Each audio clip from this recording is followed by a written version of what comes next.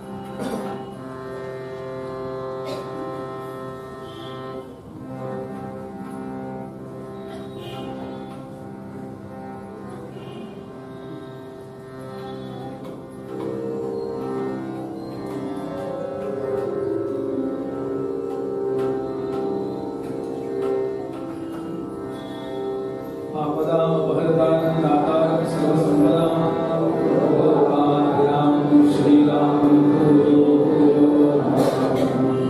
आदिनारायणं विष्णुं ब्रह्माणं च वसिष्ठं श्रीरामम् आरुणिं वन्दे रामदासं च श्रीधरम् अनेकं प्रीयतां देवो भगवान् जानकीपतिः श्रीरामचन्द्रः अस्माकं कुलदैवतः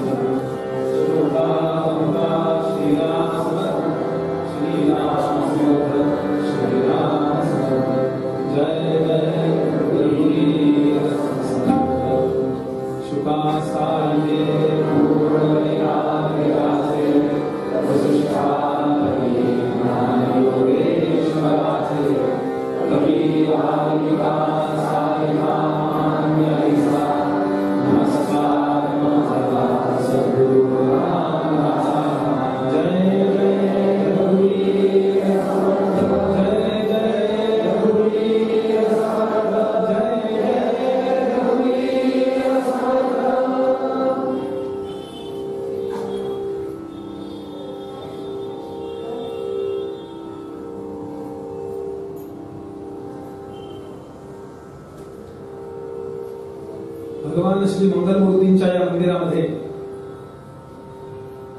प्रत्यक्ष समर्थ रामदास स्वामींनी उपयोगात आणलेल्या चरणपादुकांच्या पवित्र सहवासामध्ये जीवनाचं ऐहिक पारलौकिक आणि आध्यात्मिक कल्याण करण्याचं सामर्थ्य ज्या अध्यात्म श्रवणामध्ये आहे अशा या कीर्तनासाठी उपस्थित असणारे सर्व भाविक अधिकारी श्रोते सर्वांच्या हृदयस्थ नमस्कार करतो। भगवंताला जे वागणं अत्यंत प्रिय आहे असं धर्माचरण आपल्याकडून घडावं असं ज्यांना प्रामाणिकपणानं वाटतं अशा धार्मिक सज्जनांना स्वतंत्र अभिवादन करतो। अधिकारी साधक तत्वचिंतक श्रेष्ठ असे कला उपासक वैदिक याज्ञिक कीर्तनकार प्रवचनकार सर्वांच्या चरणी नतमस्तक होतो आणि निरूपणाला आरंभ करतो।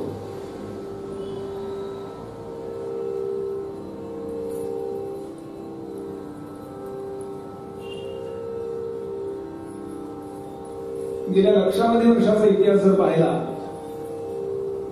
तर या जगातला देहधारी प्रत्येक जीव हा कधीही न संपणाऱ्या आनंदाकरता आसुसलेला आहे।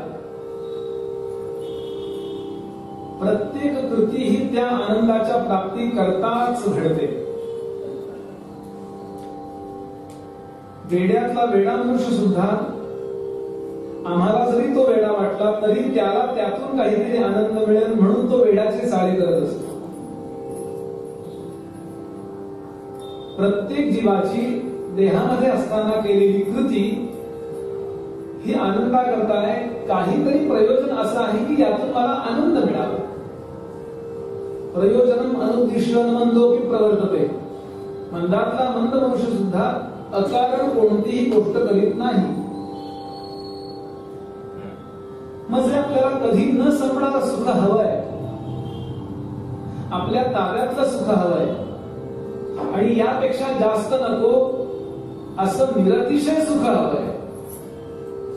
त्या सुखाची प्राप्ती कोणाला झाली तर आपल्या सगळ्यांना माहिती आहे ज्यांनी या विश्वाची निर्मिती होण्यापूर्वी जे तत्व होतं त्या निर्गुण निष्कल शुद्ध बुद्ध मुक्त स्वभाव अशी ज्याची वर्णन विशेषण लावली अशा त्या स्वरूपाशी जे अनुसंधित झाले कळायला सांगतो कनेक्ट झाले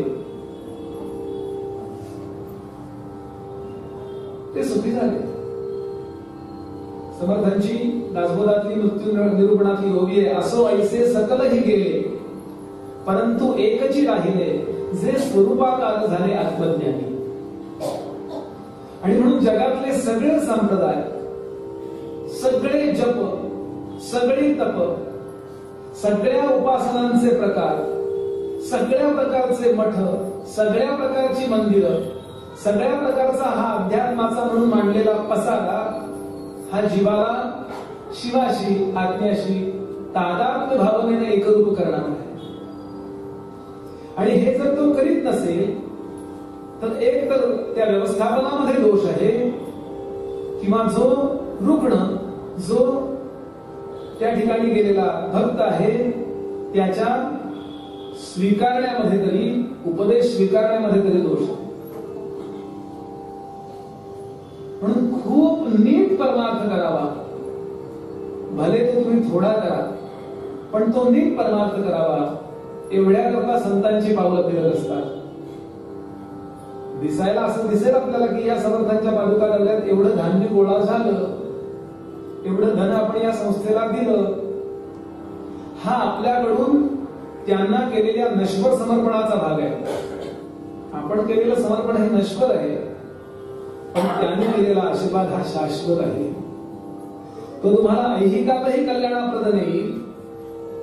जोपर्यंत देह धारण करायचे त्या पारलौकिक यात्रेची ही सुखद अशी व्यवस्था करेल आणि यथाकाली कोणत्या तरी जन्मी योग्यता आल्यानंतर त्या निर्गुण अशा परब्रह्माशी आपल्याला समयोचित पद्धतीनं संपर्कात आणण्याकरता तो आशीर्वाद पुरा पडेल.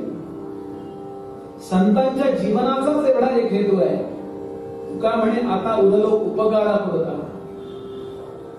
काय तुकाराम महाराजांची आरती करून त्यांना मिळणार आहे? आता आरतीतून त्यांनी काय मिळवायचे?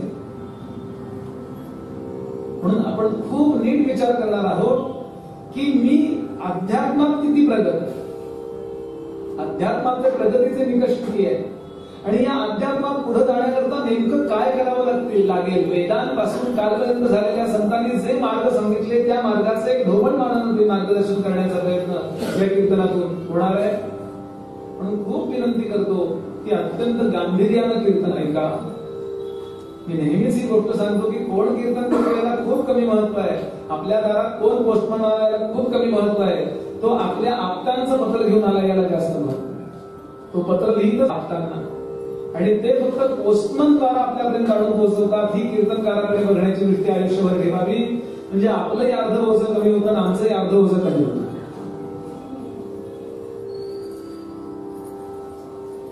पुष्कळ वेळा माणसं शास्त्राने सांगितलेला मुद्दा सांगतो की या व्यवस्थेमध्ये येतात, अध्यात्माच्या प्रगतीच्या व्यवस्थेमध्ये येतात. एखादा संप्रदाय स्वीकारतात, एखादा गुरु स्वीकारतात, एखादा जप स्वीकारतात, एखादा ग्रंथ स्वीकारतात. एक उपासना पद्धती स्वीकारून त्या पद्धतीने आपलं कल्याण करण्याच्या दृष्टीनं जे काही गुरुजींनी सांगितले किंवा संप्रदाय पद्धती आहे ते करण्याचा प्रयत्न करतात. पण समर्थ म्हणाले समजले आणि वर्तले, समजले आणि वर्तले तेची भाग्य पुरुष झाले. या वेगळे जे उरले ते करंटे पुरुष. जय जय रघुवीर. समजून केलेली एखादी गोष्ट आणि न समजता केलेली तीच गोष्ट ही समान फलदायी कधीच नसते. थोडं मला परवा बरं नव्हतं, किंचित ताप आला होता, म्हणून माझ्या एका डॉक्टर मित्राकडे मी गेलो. अपॉइंटमेंट न घेता गेलो, कारण त्याच्या केबिन मध्ये मी जाऊन गप्पा मारत बसू शकतो. त्याला कीर्तनाला यायला वेळ नसतो. जय जय. त्यांनी सांगितलं बुवा ये बस, मोठं हॉस्पिटल आहे, बसतो मी थोडा वेळ. इतक्या एक 30-40च्या बाई त्यांच्या 5-6 वर्षाच्या मुलाला घेऊन तिथे आल्या. मला कळलं नाही कोणाला बरं नाहीये, पण त्यांची काहीतरी चर्चा झाली की मी बाजूला बसलो होतो. त्या डॉक्टरांचा असिस्टंटने काही लिहून वगैरे घेत होता. इतक्या इन हाऊस त्या दवाखान्यातच एका पेशंटची तब्येत बिघडली म्हणून डॉक्टरला तिकडे जावं लागलं. गडबड झाली, काय सलाईन लागत नाहीये, काय सुई ऍडजस्ट होत, काहीतरी झालं. आणि म्हणून ते डॉक्टर असे ते मित्र त्या इन हाऊस असणाऱ्या त्या पेशंटला बघायला गेले. त्याची व्यवस्था लावून 10 मिनिटांनी ते परत आले. तेवढ्या वेळात एक मी प्रसंग पाहिला. तो मुलगा तिकडे बसलेला होता, लहान 4-5-6 वर्षाचा मुलगा होता. तो डॉक्टरांच्या त्या एक्झिक्युटिव्ह चेअर मध्ये बसला. त्यांनी तो स्टेथोस्कोप कानाला लावला आणि तो म्हटला आई पुढे ये. आणि तो आईला चेक करायला लागला. मोठं गोजीरवाणं दृश्य होतं. फोटो काढावा, अल्बम मध्ये लावावा, कदाचित घरात आल्याबरोबर त्यांनीच स्वागत करावं, इतका मोठा करून लावावा, असं छान दृश्य होतं. मुलाचे पाय पाळण्यात दिसतात अशी म्हण तेव्हा बोलली असती तरी चालली असती. प्रश्न एवढा आहे, डॉक्टर एखाद्याला तपासतात ते तपासणं आणि हा मुलगा तपासत होता. ही क्रिया बाहेरच्या दृष्टीला दिसायला अगदी सामान्य आहे, कॉमन. पण दोन्हीमध्ये काही अंतर आहे का नाही? आपण चांगलं दिसतंय म्हणून त्या मुलाकडून तपासून घ्याल का डॉक्टरांकडून तपासून घ्याल? अगदी हाच मुद्दा अध्यात्मामध्ये आहे. बाहेर ती माळ फिरवताना, बाहेर ते भस्म लावताना, बाहेर ती पोथी वाचताना ही सगळीच्या सगळी बाह्यांग सामान्यतः सारखीच दिसतात. पण आतमध्ये ज्या काही संकल्पना स्वच्छ व्हाव्या लागतात आणि स्वच्छ झालेल्या संकल्पना धारणांमध्ये बदलून त्या धारणा पक्क्या व्हाव्या लागतात, एवढ्या करता करावं लागतं ते चिंतन. आणि त्या चिंतनाची व्यवस्था अध्यात्म श्रवणात होते. म्हणून सगळ्या संतांनी एकमुखानं आग्रहानं कुठली गोष्ट सांगितली असेल तर सातत्यानं अध्यात्म श्रवण करा. सगळे संत एकमुखानं एक गोष्ट करणारेच होते. एक तर ते प्रवचनकार होते वा श्रोते तरी होते. काही संतांनी पूजा केलेली आहे, पण सगळ्या संतांनी पूजा केलेली आहे का? काही संतांनी नाम घेतले, पण सगळ्या संतांनी नाम घेतलंय का? काही संतांनी कीर्तन केलंय, पण सगळ्या संतांनी कीर्तन केलंय का? पण सगळ्या संतांनी एक गोष्ट कॉमनली अत्यंत सामान्यपणे केली आहे, ते म्हणजे अध्यात्म श्रवण. एक मला सुद्धा असं सांगा की जो अध्यात्म श्रवणाचा अनादर करतो. गजानन महाराज केवढा अधिकार, काम झाल्यानंतर सुद्धा ते गोविंदबुवा टाकळकरांचं कीर्तन ऐकतात. स्वामी समर्थ एवढा मोठा अधिकार, या ब्रह्मांडाला माहिती मी या गोटी प्रमाणे धरलंय म्हणून त्यांची ती लीला असे बसलेले असायचे आणि ती अशी एवढी गोटी अशी ती आज ठेवलेली आहे. सांगण्याचा मुद्दा असा, हे विष्णुबुवा ब्रह्मचार्यांची प्रवचन ऐकायला बसायचे. त्यांना ऐकण्याची काही गरज नव्हती. गोंदवलेकर महाराज गोंदवल्याला लहान 10 वर्षाचा मुलगा जरी आला तरी शांतपणानं समोर कीर्तन ऐकत बसायचे आणि त्यांच्या डोळ्यातून अश्रुधारा सुरू व्हायच्या. विचारणाऱ्याने विचारलं, महाराज एवढं काही कीर्तन प्रभावी नव्हतं, तुमचे डोळे का पाणावले? ते म्हणाले, तुम्ही फक्त पल्लेदार वाक्यरचनेकडे बघता, मी हे पाहतो माझा राम त्याला कसा बोलवतोय. ज्ञानोबा तुकोबा तर फक्त श्रवण करणारे नव्हते, ते प्रवचन कीर्तन करणारे होते. याच्यावरून आपल्या लक्षात येईल की अध्यात्माचा अधिकार वाढावा असं वाटत असेल तर सातत्यानं एका गोष्टीचा आग्रह, गांभीर्यानं अध्यात्म श्रवण करा. असो प्रस्तावनामध्ये जो श्लोक आज आपल्यासोबत निरूपणाला घेतलाय तो सगळ्यांना पाठ आहे. गणाधीश जो ईश सर्वा गुणांचा, मुळारंभ तो निर्गुणाचा, नमो शारदा मूळ चत्वारी माझा, गमो पंथानंतया राघवाचा. जय जय रघुवीर. 99.99% लोकांचा हा श्लोक पाठ आहे. असे गुरुजी सांगतात, जी गोष्ट आपली पाठ असते बऱ्याचदा त्या गोष्टीकडे आपली पाठ असते.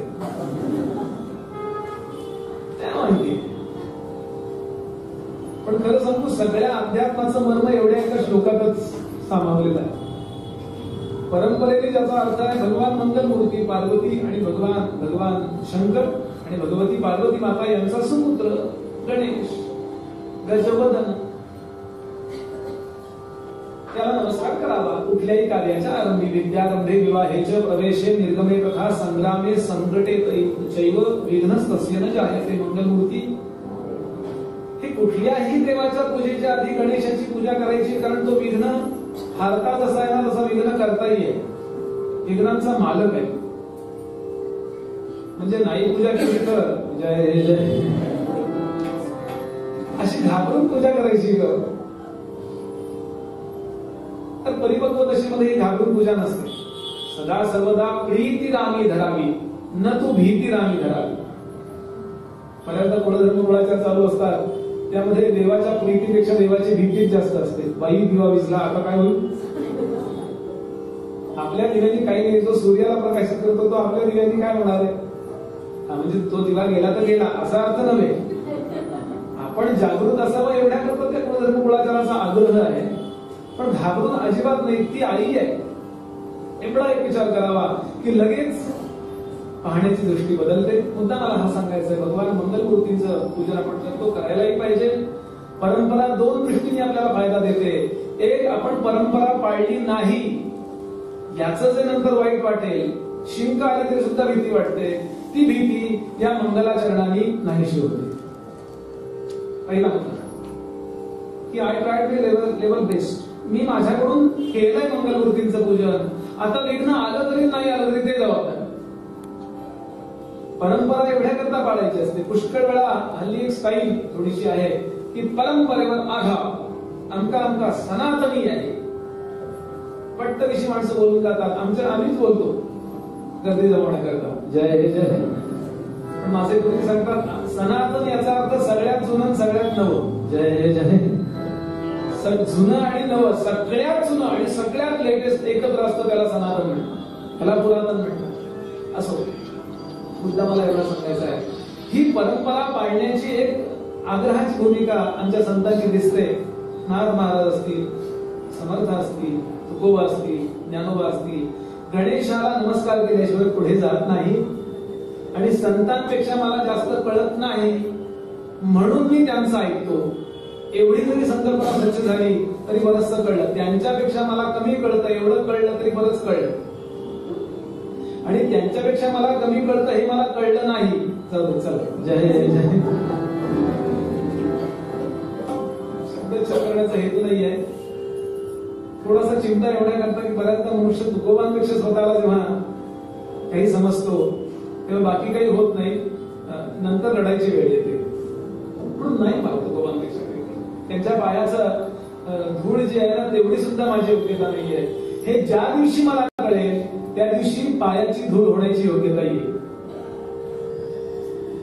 तुलसीदासांचा एक दोहा आहे, देवाचा मी दास आहे असं म्हणणं खूप अवघड आहे. सकलम यच्छती ती दासा. जीवन सगळं अर्पण केलं तो दास आहे. मी अर्पण केलंय का जीवन? 4चा चहा 4:15ला गेल्यानंतर काय होती अवस्था माझी? मिळाला पण 15 मिनिटं उशिरा मिळाला तर ही अवस्था होते. माझं जीवन त्यांना अर्पण केलं हे बोलण्याची माझी योग्यता नाही. म्हणून तुलसीदासांचा दोहा आहे, दास कहावन कठीण है, दास कहावन कठीण है, मैं तो दासन का दास. दास कहावन कठीण है, मैं तो दासन का दास.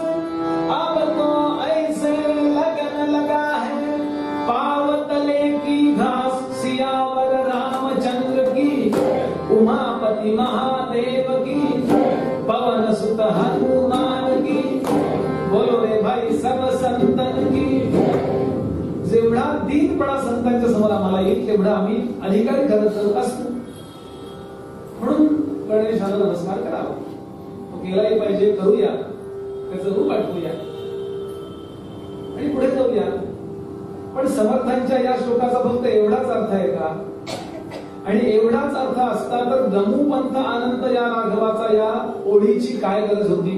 गणेशाचं स्मरण करत राहावं 4 ओळी नाही. प्रत्येक ओळ स्वतंत्र आहे आणि प्रत्येक ओळ काहीतरी मार्गदर्शन करतात. पहिल्या ओळीमध्ये त्याचं सामर्थ्य सांगितलं, दुसऱ्या ओळीमध्ये त्याचं स्वरूप सांगितलं, तिसऱ्या ओळीमध्ये त्याची शक्ती सांगितली आणि चौथ्या ओळीमध्ये त्याच्या कृपेनं आम्हाला कुठं जायचंय हे आपलं ध्येय सांगितलं. गणाधीश जो ईश सर्वा गुणांचा. 3 गुण आहेत जगामध्ये. जगामध्ये म्हणण्यापेक्षा 3 गुणांचं जग आहे. सत्व, रज आणि तम. सगळा काही हा खेळ आहे हा या 3 गुणांचा आहे. आपले देह, आपलं मन, आपले विचार या त्रिगुणांच्या प्रभावावरती आधारित आहे. कुठला तरी एक गुण वरती येतो आणि तो गुण माझ्या मनावरती प्रभाव टाकतो आणि त्यावेळेला ते मन त्या गुणाचं झाल्यामुळं त्या गुणाचं कार्य पार पाडतो. सत्वगुण म्हणजे ज्ञान, रजोगुण म्हणजे गती आणि तमोगुण म्हणजे जडत्व. आता प्रतिपाद्य मुद्दा मुख्य हा नाहीये. या तीनही गुणांवर मालकी कोणाची आहे? विश्व निर्माण होण्यापूर्वी स्थिती अशी होती की त्यावेळेला स्थिती नव्हती. मग काय होतं? एक परब्रह्म संचले कदापि नाही विकारले. अशा स्थितीमध्ये विश्व होण्यापूर्वी दिशा निर्माण झाल्या नव्हत्या आणि काळ निर्माण झाला नव्हता. कल्पना करून बघा, काळ निर्माण झाला नव्हता म्हणजे काय काळ असेल? काळ निर्माण झाला नव्हता याची आम्हाला कल्पना सुद्धा करता येते बुद्धीला. कारण बुद्धीला नेहमी द्वंद्वाची कल्पना करण्याची सवय आहे. एक तर आपल्याला अंधार कळेल नाही तर उजेड कळेल, किंवा या दोन्हीचं कॉम्बिनेशन म्हणून संधी प्रकाश कळेल. अंधारही पूर्ण संपला आणि उजेडही पूर्ण संपला. कल्पना करता येते का बघा? आपण म्हणाल असं असणं शक्य नाही. झोप लागल्यावर काय असतं सांग? झोप लागल्यानंतर अंधार असतो का उजेड असतो? बाहेर नाही, आपल्या अनुभवाला काय येतं? आमच्या अनुभवाला काय येतं? बाहेर उजेड असताना सुद्धा झोप लागते की नाही? कीर्तनात अंधार केल्यानंतर सुद्धा जी झोप लागत नाही. असो, जय जय. म्हणून बुद्धीला ज्या संकल्पना करता येणार नाही तिथून या विश्वाचा आरंभ आहे. म्हणून त्यावेळेला काय स्थिती होती तर म्हणाले, म्हणून ते दुसऱ्या चरणात सांगितलं की मुळारंभ आरंभ तो निर्गुणाचा. एका माणसाला जर 3 कासरे बांधले, दोऱ्या बांधल्या, जाड 2-3 दोऱ्या बांधल्या, एका माणसाला 3 दोऱ्या बांधल्या कमरेला, बरं का, एक अशी इकडे बांधली आणि ती अशी लांब दोरी ओढायला 10 लोक आहेत, इकडे एक 10 लोक आहेत, बरोबर 120 अंशामध्ये दुसरी दोरी बांधली आणि बरोबर दुसरी तिसरी 120 अंशामध्ये, अशा 3 दोऱ्या बरोबर समान अंतरामध्ये बांधल्या. समान म्हणजे 120 बाकी 36 अशा बांधल्या आणि 3 जण जर समान ताकदीने ओढतायत, तो माणूस कुठे जाईल किंवा ती वस्तू कुठे जाईल? समान ताकदीने ओढतायत तर आजचं बेसिक सांगतं ते कुठंच जाणार. माणूस असेल तो वर जाईल म्हणजे फार म्हणजे कुठे जाणार नाही ती वस्तू. अशा त्रिगुणांच्या साम्यावस्थेची निर्मिती ज्याने केली त्याला गणेश असं म्हणतात इथे. तो याचा मालक आहे. त्रिगुणांची निर्मिती त्याने केली आणि मग त्रिगुणांच्या निर्मितीनंतर गुणांची साम्यावस्था, याला गुणसाम्य असा शब्द वापरला वेदांतांनी. ही गुणसाम्यावस्था ढळली. 2 जण जरा ढिले पडल्यानंतर एका त्यात 120 अंश लक्षात घ्यायचं, जोरात ओढलं, 2 जरा ढिले पडल्यानंतर तिकडे ओढलं गेलं की तो माणूस. याप्रमाणे 2 गुण जरा ढिले पडल्यानंतर तमोगुणाने प्रभाव केला आणि सर्वप्रथम आकाश निर्माण झालं. मग पुढची 4 महाभूत निर्माण झाली. आता प्रतिपाद्य मुद्दा नाही. हे निर्माण होण्यापूर्वी आणि निर्माण झालं तो क्षण आणि निर्माण होण्यापूर्वीचा क्षण याच्या सीमारेषेवर कोण असेल तर मुळारंभ आरंभ तो निर्गुणाचा. आणि आमच्या भारतीय तत्वज्ञानाप्रमाणे स्पंदनातून जे विश्व निर्माण झालं त्या पहिल्या स्पंदनाचा उच्चार ओम असा आहे.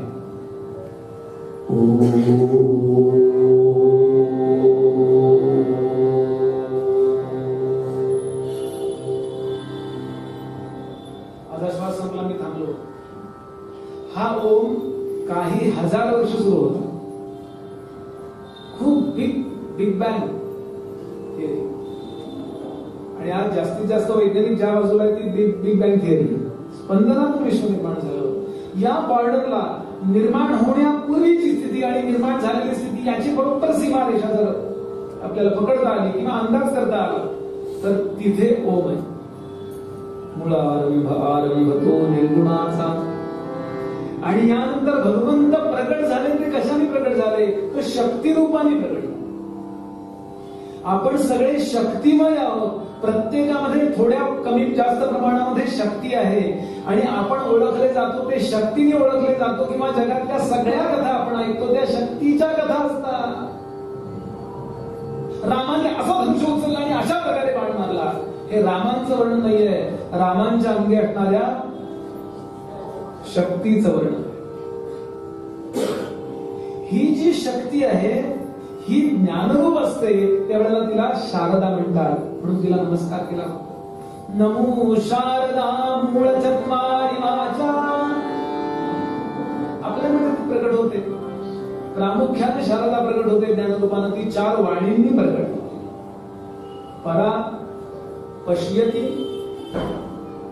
मध्यमा आणि वैखरी. पश्यंती अनेक वचन झालं की पश्यंती, एक वचन म्हणजे पश्यती. या 4 वाणींनी प्रकट होते. आणि या 4 वाणींचा आरंभ होण्यापूर्वी परेच्याही आधी जिथे स्फुरण कळत नाही, स्फुरण कळलं की परा, स्फुरण झालं की परा, स्फुरण कळलं की पश्यती, स्फुरण प्रकट होण्याकरता विचार झाले, विचार शब्दबद्ध झाले की मध्यमा, आणि ते आवाजात प्रकट झाले की वैखरी. ही 4 रूपानं जगदंबा प्रकट होते. हे सगळं कशाला सांगणं चाललंय? हे तत्वज्ञान ऐकल्यानंतर या सगळ्या तत्वज्ञानाचा, या सगळ्या स्वयंपाकाचा उपयोग नाही. म्हणजे आम्ही कुकर लावला, मग वरणाला फोडणी दिली, मग 4 पोळ्या केल्या, थोडी बटाट्याची काचऱ्याची भाजी केली, थोडी कोशिंबीर होती ती कोशिंबीर केली, बरं का लोणचं पण आणलं होतं बेडेकरांचं, ते वाढलं. मग या सगळ्याचा उपयोग काय? भोजन करून तृप्त होण्याकरताच ना. तसं एवढ्या सगळ्या तत्वज्ञानाची ही सगळी मांडणी समर्थांनी केली, सगळ्या संतांनी केली. याचं फल काय? तर गमो पंथ आनंद या राघवाचा. आज जी आम्ही जीवदशा धारण केली आहे, या जीवदशेच्या परिणामाने आपण थोडे झालोय, लहान झालो. या देहापुरतीच ओळख आहे माझी, असा माझा गैरसमज होऊन पडला. आणि त्या बुद्धीला मूळ जे काही आहे त्याच्यापेक्षा आपण वेगळे आहोत असा गैरसमज झाला. आणि या गैरसमजाचा परिणाम दुःखारूप झाला. सुख आहे असं वाटतं, असं आहे की सुखाची दुसरी बाजू दुःख आहे, दुःखाची दुसरी बाजू सुख आहे. म्हणून सुख दुःख निरपेक्ष सुख जर हवं असेल तर राघव, रघु म्हणजे काय? लघुच्या विरुद्ध शब्द आहे रघु. लघु म्हणजे लहान आणि रघु म्हणजे मोठा. किती मोठा? तर निरपेक्ष मोठा. आतल्यापेक्षा बाहेर जागा जास्त आहे, म्हणजे हे सापेक्ष मोठेपण झालं. त्या परवा जिथे माझं कीर्तन झालं त्या हॉलपेक्षा हा हॉल मोठा आहे, हे सापेक्ष मोठेपण झालं. या हॉलपेक्षा वरचा हॉल आहे ना तो अजून मोठा आहे, हे सापेक्ष मोठेपण झालं. त्याच्यापेक्षा हा लहान आहे, हा सापेक्ष लहानपणा झाला. पण निरपेक्ष मोठं जर काय असेल तर एकच आहे, जिथे आकाश सुद्धा लपत, नभ केले लपित हवी जया माझी ज्ञानोबा. आकाशाला जर वाटलं की लपावं, लपण्याकरता आपण आपल्यापेक्षा मोठी वस्तू बघतो की नाही. लहान मुलं वडील रागावले त्यानंतर आईच्या मागे लपतात, कारण लहान मुलं ही आईपेक्षा लहान आहेत, वयाने लहान आहेत, आकारमानाने लहान आहेत. तसं हे आकाश, आकाशाचा अंदाज करता येतो का बघा? किती उंच आकाश आहे, किती खोल आकाश आहे, डाव्या हाताला किती आकाश आहे. आपली गॅलेक्सी केवढी मोठी आहे. आणि ही गॅलेक्सी संपल्यानंतर दुसरी गॅलेक्सी सुरू होण्यापूर्वी बाउंडलेस बाउंड म्हणजे शिकलो फिजिक्स. आपल्याला अंदाज नाही करता येत, पण अंदाज करता येत नाही एवढा अंदाज करता येतो. म्हणजे अंदाज करता येतो, अंदाज करता येत नाही असं नाही. काय अंदाज करता येतो? आकाशाचा अंदाज करता येत नाही असा अंदाज करता येतो. असं काहीच ज्याच्याबद्दल बोलता येत नाही. यतो वाचो निवर्तन्ते अप्राप्य मनसा सहेती. असं जे आकाशालाही लपायला विशाल ठरावं असं निरपेक्ष व्यापक जर काय तत्व असेल तर गमो पंत आनंद या राघवासा, ते रघुतत्व. त्याच्याशी मी पूर्वरंगाचा आरंभ जिथून केला, कनेक्ट होणं, अनुसंधित होणं, हे माझ्या या सगळ्या परमार्थाच्या पसाऱ्याचं मुख्य ध्येय आहे असं समर्थ सांगतात. तर याकरता अनेक मार्ग सांगितले कशा पद्धतीने व्हाल हे होण्याकरता. प्रामुख्याने 3 मार्ग सांगितले. एक भक्ती मार्ग, आपल्या अंतःकरणात प्रेम करण्याची जी व्यवस्था आहे, मनामध्ये प्रेम करण्याची जी व्यवस्था आहे, या प्रेम करण्याच्या व्यवस्थेचा सर्वोत्तम उपयोग करा आणि नश्वरावर प्रेम करण्यापेक्षा शाश्वतावर प्रेम करा आणि त्या मार्गाने मुक्त व्हा. हा मार्ग सांगितला भक्ती मार्ग. भक्ती याचा अर्थ परमात्म्यावरचं प्रेम. बस. दुसरं, या मनाच्या अत्यंत अत्यंत जवळ जर कोण राहत असतील तर प्राण राहतात. प्राण राहतात. कसे आपली देहाची व्यवस्था आपण अनेकदा ऐकलेलं आहे, इंद्रियाणी पराणी आहुर इंद्रियेभ्यः परम मनः मनसस्तु परा बुद्धी यो बुद्धे परतस्तु सहा. सगळ्यात इम्प्रेशन म्हणून आहे ना ते आपली ज्ञानेंद्रिय आणि कर्मेंद्रिय म्हणजे आपलं शरीर आहे. याच्या आतमध्ये प्राण आहे, प्राणाच्या आतमध्ये मन आहे, मनाच्या आतमध्ये बुद्धी आहे आणि बुद्धीच्या आतमध्ये त्या परमात्म्यापासून आलेलं कनेक्शन आहे. कूटस्थ चैतन्य सहजासहजी कळत नाही. कूटस्थ म्हणजे स्थ म्हणजे राहणारा, नाही का, देशस्थ कोकणस्थ तिथे राहणार. तसं कूटस्थ म्हणजे कूट पद्धतीने सहजासहजी कळत नाही त्याला कूट म्हणतो. कशाचं कूट आहे कळतं का? चटणी मॅन्युफॅक्चररलाच माहिती असतं, आम्हाला काही जेवताना कळत नाही. असं सहजासहजी कळत नाही. बुद्धीला तर कळतं, कुणालाच कळत नाही. जेव्हा बुद्धीला ते कळतं तेव्हा बुद्धी विचार सोडून देते आणि तद्रूप होते. विचारांची जी व्यवस्था म्हणजे वृत्ती ही त्या कूटस्थ चैतन्यामध्ये तद्रूप होते. तो बुद्धीच्या आतमध्ये, आमच्या या शरीराच्या आतमध्ये जे प्राण आहे, मन आहे, बुद्धी आहे, या बुद्धीच्या आतमध्ये ते कूटस्थ चैतन्य आहे. आता सामान्यतः बुद्धीतून आलेला विचार मन इतक्या जोरात ओढतं की आम्हाला अंतर्मुख होऊच देत नाही. थोडं काळजी करू. अंतर्मुखतेची व्यवस्था आम्ही बंद करून टाकली. अंतर्मुख झालं तर आम्हाला झोपच लागते. शांतपणानं अंतर्मुख होऊन आम्ही त्या बुद्धिगत चैतन्याशी कनेक्ट झालोय आणि त्याच्या त्या शुद्ध अशा आनंदाचा अनुभव घेतोय. असं जेव्हा होतं त्याला सविकल्प समाधी असं म्हणतात. आणि सगळ्यात कारणीभूत जर कोण असेल तर हे मन आहे. आणि या मनाला जी सवय लागली का या मनाचे एकनिके जे देखील या कोडीची आठाया सोके म्हणून अनुभव सुखाची कौतिके दावित जाईजे ज्ञानोबा. म्हणून या मनाच्या शेजारी जो कोणी आहे त्याचं नाव प्राण. इंद्रिय आणि मन याच्यामध्ये प्राण आहे. हे प्राण अस्वस्थ होतात मनामध्ये विकार वाढले. बघा आपण राग आल्यानंतर बघून होत, कामविकार चित्तात आला, क्रोधविकार चित्तात आला, मनामध्ये आला की प्राणांवर लगेच परिणाम करतात. हा विचार आमच्या पतंजलीने केला आणि उलटा प्रयोग करण्याकरता प्राणांना स्थिर करण्याची भूमिका दिली. प्राणांना स्थिर करून, मनाला स्थिर करून, बुद्धीला स्थिर करून त्या बुद्धिगत चैतन्याचा अनुभव घेणे, या दुसऱ्या मार्गाचं नाव योग मार्ग. मी फक्त प्रस्तावना करतोय, पण उद्यापासून जो पूर्वरंग आपल्याला देतायचा आहे त्याचा प्रस्तावना करतोय. ही दुसरी व्यवस्था एक प्रेमाच्या साह्याने, याचा आपण काही बोललोच नाही. फक्त प्रेम नावाची गोष्ट जी चित्तामध्ये आहे, प्रत्येक जणाजवळ आहे, ते सगुणावरती करा आणि एक वेळ मुक्त व्हा. त्या प्रक्रियेचा विचारही नको. योगाबद्दल थोडस बोललो आणि तिसरी प्रक्रिया सांगितली. सरळ विचारशक्ती आमची जी आहे म्हणजे बुद्धी आहे. विशेष जाणीव म्हणजे बुद्धी. आमका तमका बुद्धिमान आहे, आमका तमका एक पाठी आहे. बुद्धीच्या अनेक व्यवस्था आहेत. लक्षात घेणे नावाची व्यवस्था आहे, त्याला आकलन शक्ती म्हणतात. शुद्ध मराठीत आपण अक्कल म्हणतो. काय अक्कल आहे बघा असं म्हणतो ना. आकलन शक्ती कळली, ग्रास्पिंग म्हणजे बुद्धी नव्हे, ती बुद्धीची एक व्यवस्था आहे. दुसरी लक्षात कळतं पण परफॉर्मन्सच्या वेळेला विसरतो. सादरीकरणाच्या वेळेला पुष्कळ विद्यार्थ्यांना ही समस्या आहे की आम्हाला सर शिकवतो ते सगळं कळतं हो, पण जेव्हा पेपरला बसतो ना तेव्हा नेमकं हे गणित कुठल्या प्रक्रियेने सोडावं हे लक्षात येत नाही म्हणाले. त्यांच्या बुद्धीमधली स्मृती कमकुवत आहे. बुद्धीमध्ये अनेक व्यवस्था आहेत. धृती, स्मृती, आकलन शक्ती अशा अनेक गोष्टी गृहीत धरून त्याला बुद्धी म्हणतात. बुद्धी नेहमी दोन गोष्टींना धारण करते. एक परमात्म्याचं चैतन्य जे आहे ते चैतन्य धारण करते आणि ती ऍक्टिव्हेट होते, ती कार्यशील होते.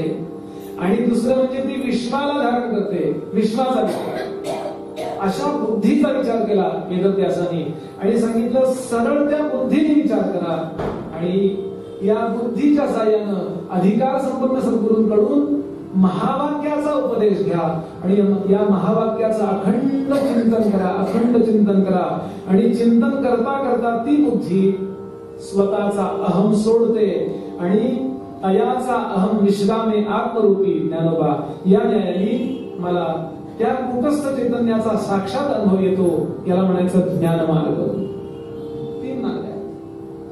गेल्या दौऱ्यामध्ये समर्थांच्या पादुका प्रचार दौऱ्यामध्ये आपण इथून भक्तीला आरंभ केला होता आणि नवविधा भक्तीचा आपण पुण्यामध्ये चिंतन केलं होतं.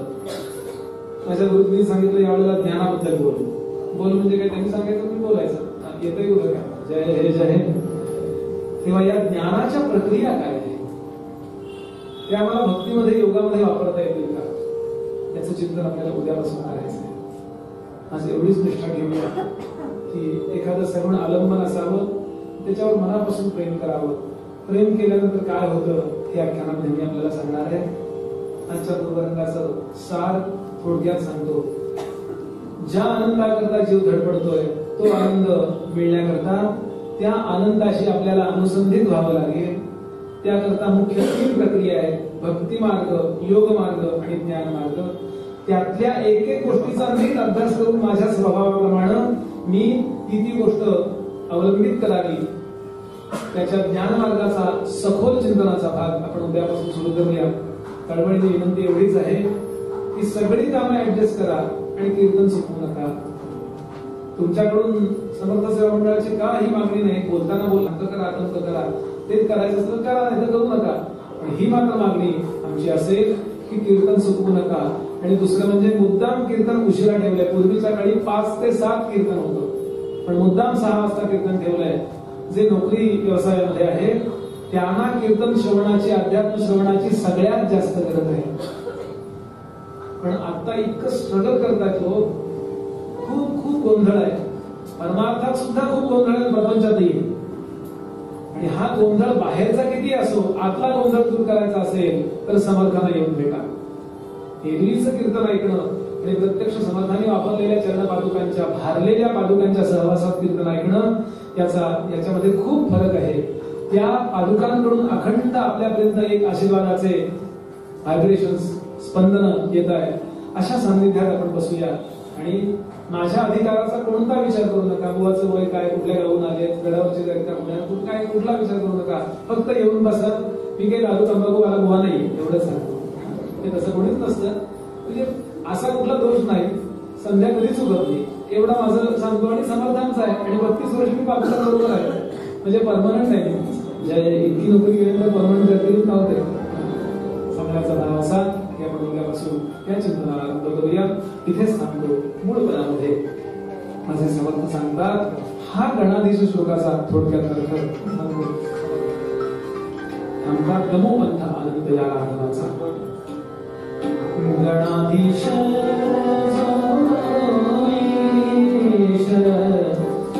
सर्वा गुणा